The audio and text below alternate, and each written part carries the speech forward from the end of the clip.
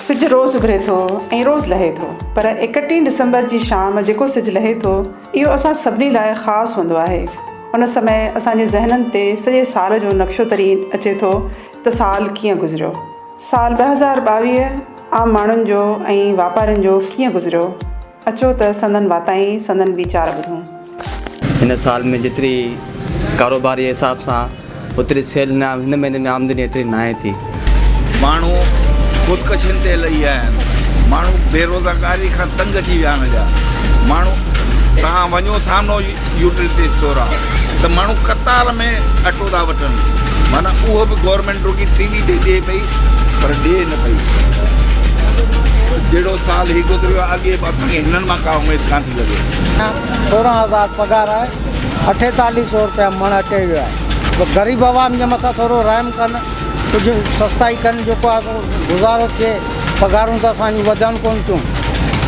मुलाज़िम आहियूं प्राइवेट बंगलनि जा, उन्हनि खे चयो त बाबा असां वटि इहो आहे, कयो त कयो, न त वञो। हाणे मजबूरी आहे।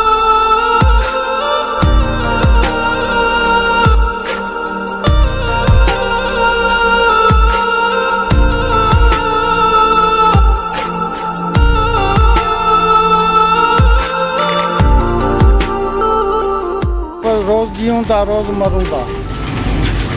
माण्हू ॾाढा परेशान आहिनि, मुल्क ग़रीब थी विया। असांजी सिंध में का शइ कान बची विया। जॾहिं खां सैलाब मींहं आया उन्हनि तबाही मचाए छॾी, ग़रीब आवाम वीचारो ॿुॾी वियो। हीअ असांजा एॾा ख़ूबसूरत पार्क जेके असांजी तफ़रीह गाह आहिनि उहे सॼा तबाह थी विया।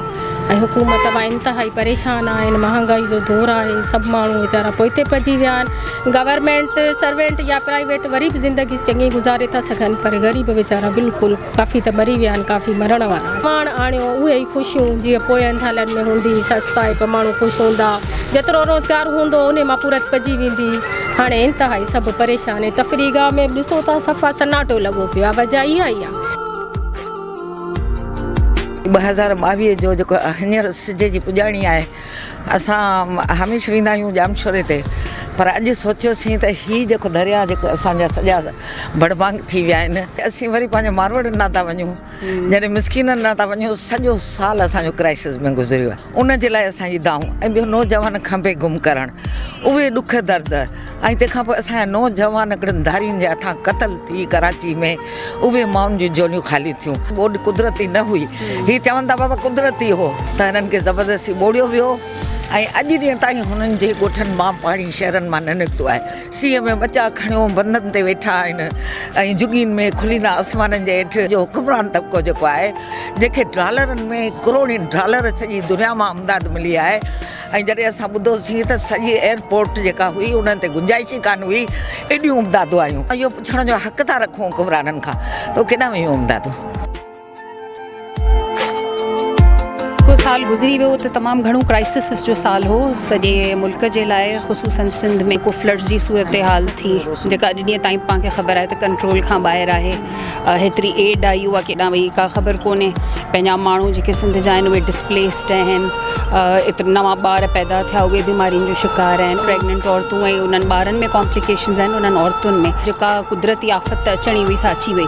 त सिंधू खे भेटा पेश करियूं। धरती दनियाणियुनि जो जेको क़त्ले आम थींदो रहियो आहे, हींअर बि पाण वाक़िया ॿुधा आहिनि। कारोकारी माई औरतुनि जी बाक़ाइदा नसिल कशी पई थिए, ऐं हाणे त वरी जेको ॿियो डायमेंशन निकितो आहे भोपन वारो, ऐं इहो तमामु हिकिड़ी ॾुखी सूरत हाल हुई। सिंध जूं साञावंद औरतूं आहियूं, उन्हनि में असां में पॉलिटिशियन्स बि आहिनि, वर्कर ई आहियूं, असांजी आइडेंटिटी इहा आहे।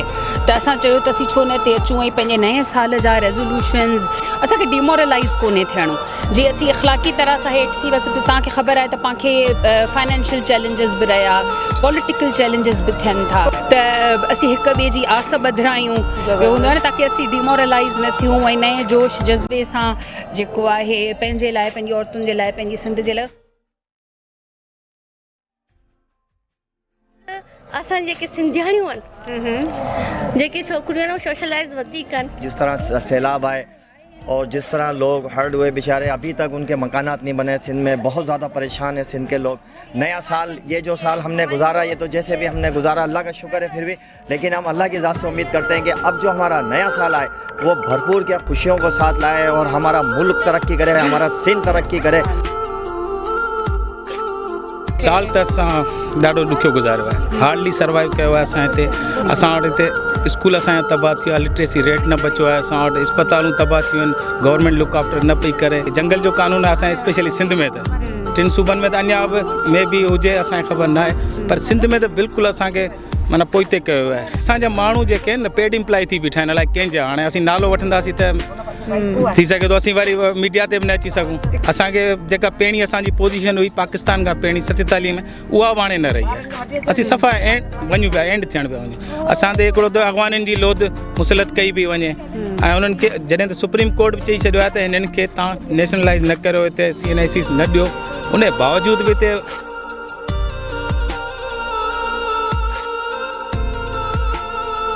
My name is Zahid Ali Bhatti. I belong to Federal of Hyderabad. I am especially primary school teacher. Poor and labor community suffering very much regarding atta, cooking oil and petrol. Karachi से आए हम। अच्छा, कश्ती में बैठ के आए। 2022 जो सिज almost लही चुको आहे। ईअं सुभाणे जेको सिज उभरंदो उहो 2023 जो हूंदो, जनवरी जी 1 तारीख़ हूंदी। ऐं असां उन नए सिज सां गॾु पंहिंजी ज़िंदगियुनि खे ठाहिण जे लाइ केतिरी कोशिशि था कयूं, इहो असां ते मुनसिर थो करे त असां उन नए सिज खे ऐं नए साल खे कीअं था वेलकम कयूं, उन जे लाइ कीअं प्लान था कयूं, उन में कहिड़ा अहिड़ा कम था कयूं जेके असांजी ज़िंदगी में मस्बत तब्दीली आणे सघनि।